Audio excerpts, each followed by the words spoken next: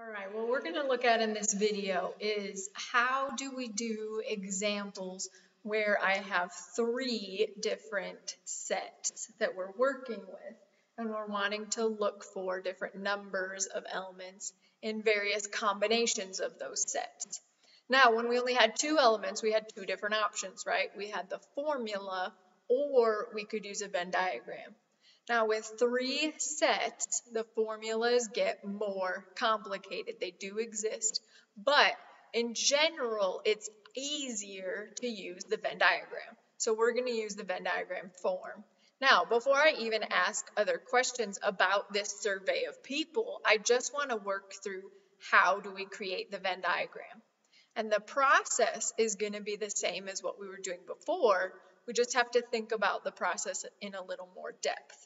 So we've got this survey. It was given out to 100 students, and I asked them which of the three foods listed did they eat for lunch. So there was pizza, salad, and chicken listed. So we have some number ate pizza, some number ate salad, some number ate chicken, and those are assumed to be totals. So a total of 45 students ate pizza, for instance. And then we've got 11 people ate pizza and salad, 9 ate pizza and chicken, 23 ate chicken and salad, and then 3 people ate all of the foods. One of the things we might think about is, well, what about other combinations of these foods? So for instance, like how many people ate either pizza or salad? Well, we're going to run into the same issue that we had last time, where we know the total of people who ate pizza and the total of people who ate salad, but that includes people who ate both pizza and salad. So if we just add the 45 to the 36, we're going to count too many people, because we're going to count people who ate both things extra times. So let's see how to put all of this in a Venn diagram, where in the diagram what we're going to see is each region will represent a unique group of people. And so then if we ask various questions, we can figure out how many people ate various things. So notice that for this Venn diagram, I need, as always, to start with a box. That's for my universal set. And then in this one, I need 3 sets. I need a pizza circle. I'm going to make that a little bigger actually. I need a salad circle, and I need a chicken circle.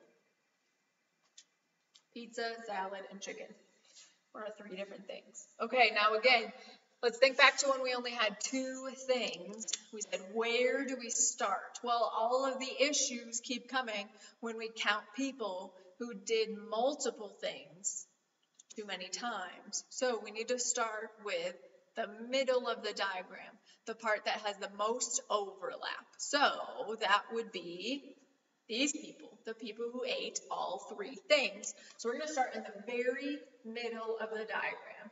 This represents, look, it's inside the pizza circle, inside the salad, and inside the chicken. So all 3 things were, in this case, represented by 3 people. So we're going to start with a 3 in the very, very overlapped part. Now, we have some options as we work our way out from here. But what we're going to want to do is, again, continue to work from most overlap to least overlap. So the 3 was where all 3 circles overlapped. So now let's start to look at where do just 2 circles overlap. So for instance, like where do the chicken and salad circles overlap? Well, visually, the chicken and salad circles overlap right here, right? Both of these parts are a part of the chicken circle and a part of the salad circle. So in total, in that full region, we need to represent 23 people. But notice, we've already counted some of them. We've already counted 3 of them. So in this region, all I have left is the people who I haven't counted yet. 23 minus 3 only leaves 20 people.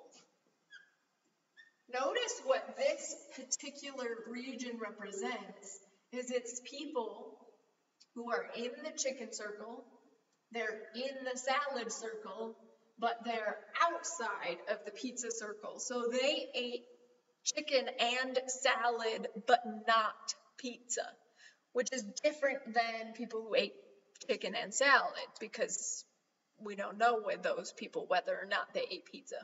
Notice the total of that full little region adds up to 23. So the total of it is 23. Now let's work on the other 2 overlap regions. So taking a look at, say, pizza and chicken. Well, pizza and chicken is here. The total for pizza and chicken should be 9.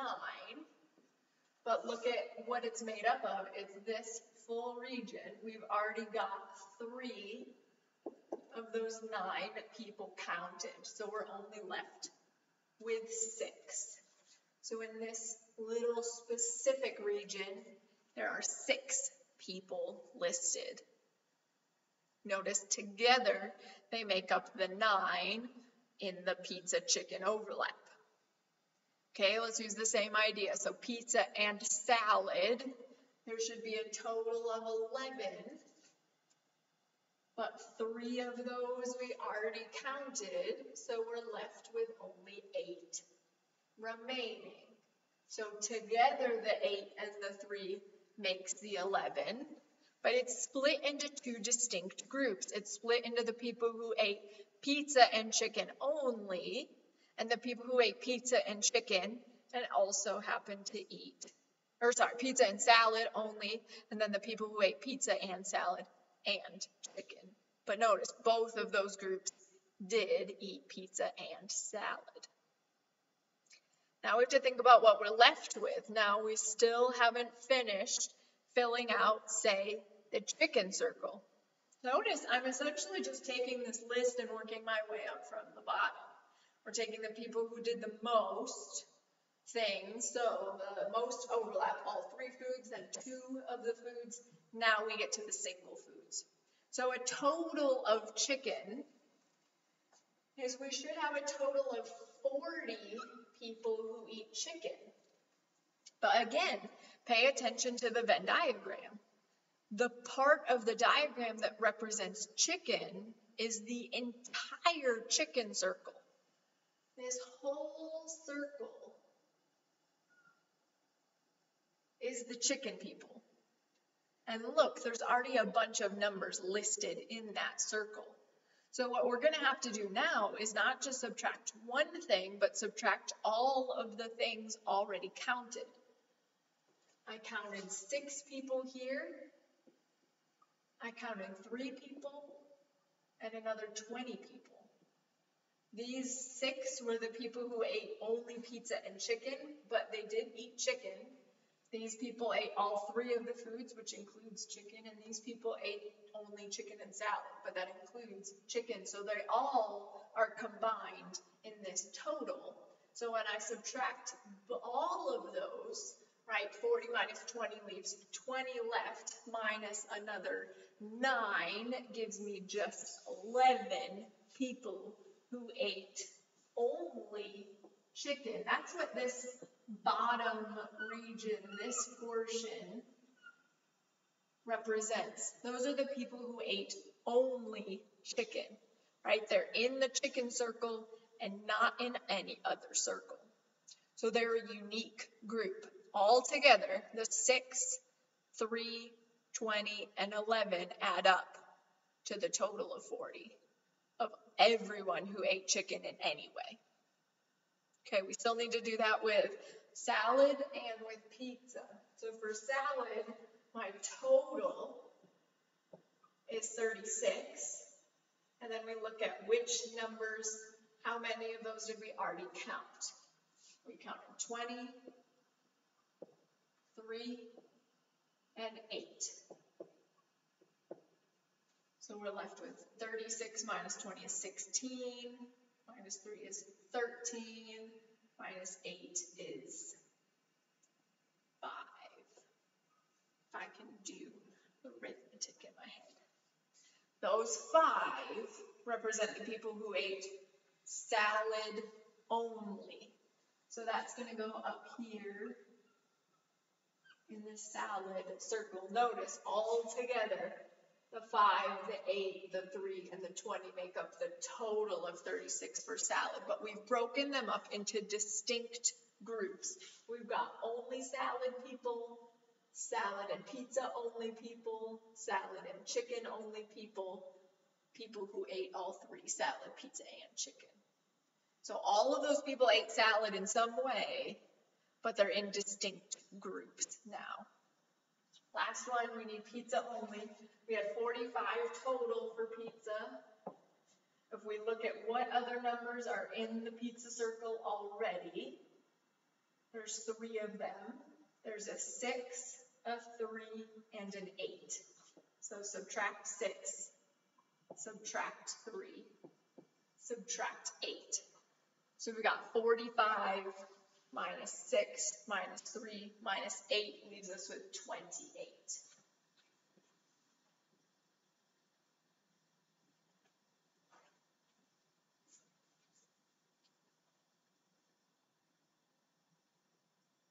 Now when we take a look at adding those back together, right, we've got the 28,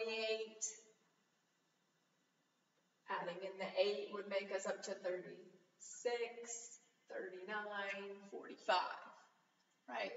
Pizza only, pizza and salad only, pizza and chicken only, pizza, salad, chicken are all of those people. So we work in the innermost part and then slowly work our way out from there. So if I ask various questions, like how many ate, say, pizza only, we would look for that region of the diagram. Pizza only is just 28.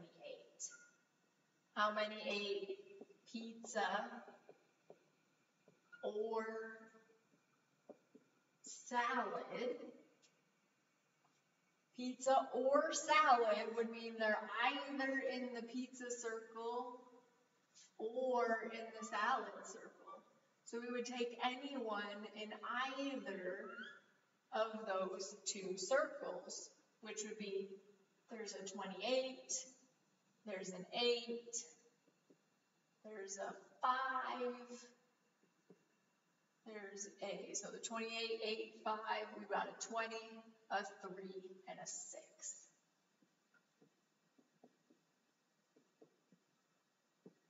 We would add all of those together for pizza or salad. Notice it's a different number. If we add 45 and 36, we're going to get 70 and another 11 is 81. That number is too big. Instead, we've got 28 and 8 is 36. Another 5 brings me up to 41, 61, 64, 70.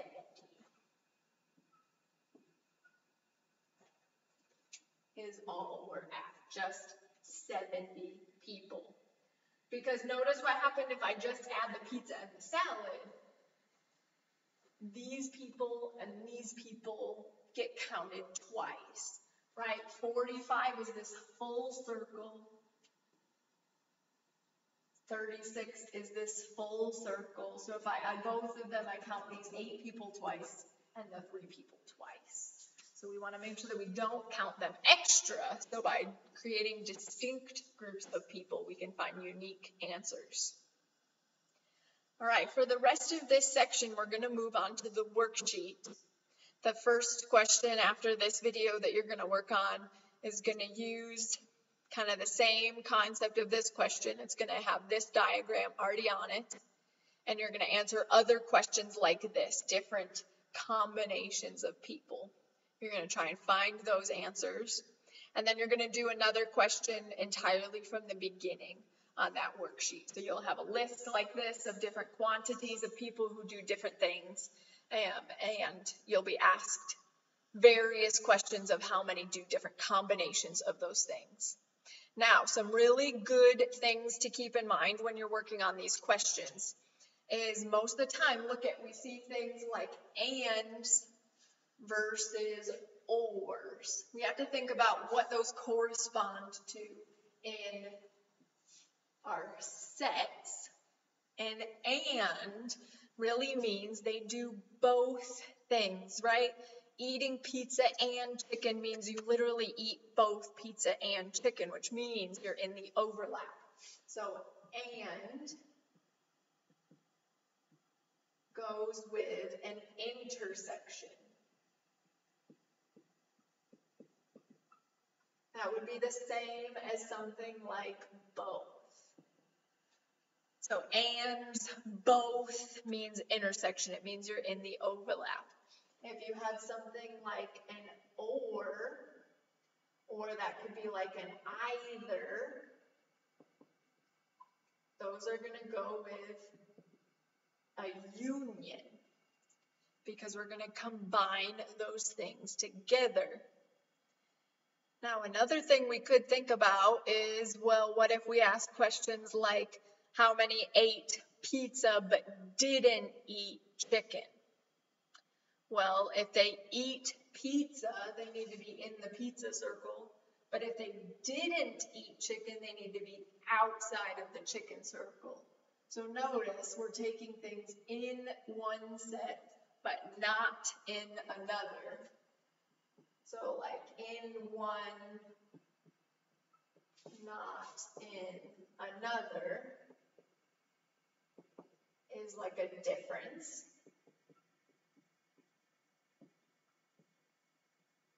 Things like not in is a complement. Mostly those parts tend to be more intuitive, right? In this set, but not in this set. You do this, but not this. The way that we've created the Venn diagrams, you literally are in a certain circle or outside of another circle. But the ones that sometimes we trip up with English is the and versus the or. So an and specifically is an intersection, which means the overlap. An or, the other thing to be careful with an or is it goes with a union, which does include the people who did both things.